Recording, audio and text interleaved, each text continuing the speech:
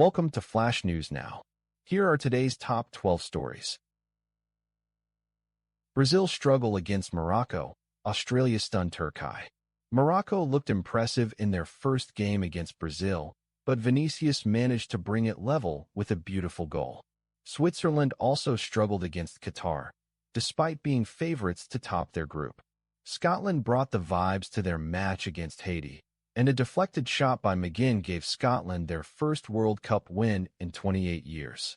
Unexpectedly, Australia won 2-0 against Turkiye.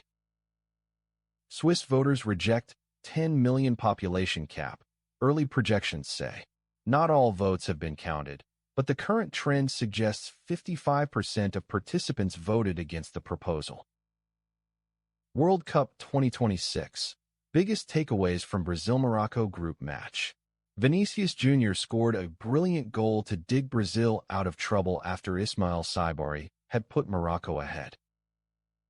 Israel attacks Beirut on same day Trump says Iran deal to be signed. Israel has bombed the southern suburbs of Beirut, saying it targeted Hezbollah infrastructure. Must-see event. Rare sumo tournament kicks off in Paris. A 150-strong delegation, 2 chartered planes. More than 30 years after their last visit to France, the elite of sumo wrestling, Japan's national and sacred sport, is making a highly anticipated return to Paris for a weekend showcase. EU says to resume membership talks with Ukraine on Monday.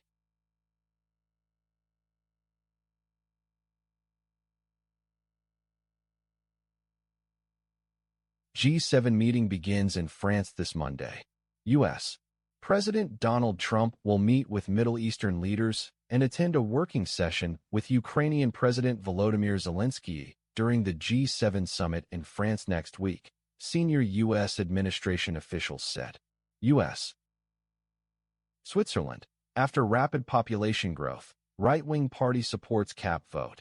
Switzerland's June vote arrives at a moment when Europe's migration pressures are intensifying and the bloc's own cohesion is being tested by divergent asylum policies. The referendum therefore functions as a barometer for how a prosperous, direct democracy model reconciles economic openness with cultural anxieties.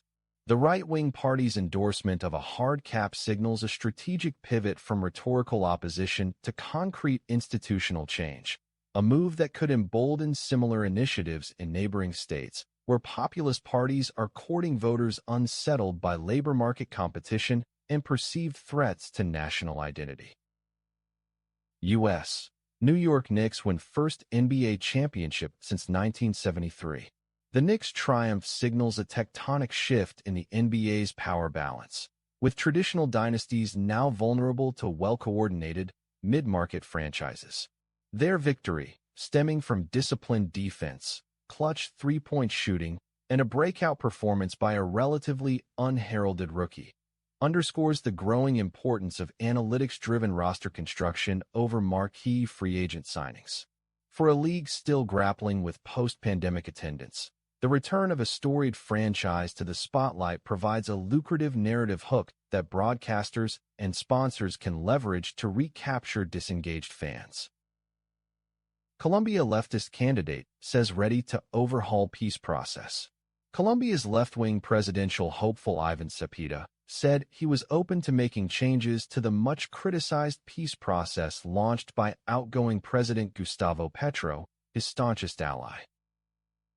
Israel accuses Hezbollah of ceasefire violation, issues displacement orders. Israel warns of attacks as Iran insists Lebanon must be included in any peace deal with the United States. Thousands of protesters expected in Geneva ahead of nearby G7 summit. On the eve of the G7 summit in Evian, France, neighboring Geneva is expecting thousands of protesters to converge on the city on Sunday, under close police surveillance, more than 20 years after the violence that marred the 2003 G8 summit. The No G7 coalition of associations, unions, and left-wing groups says it aims to denounce fascism and imperialism.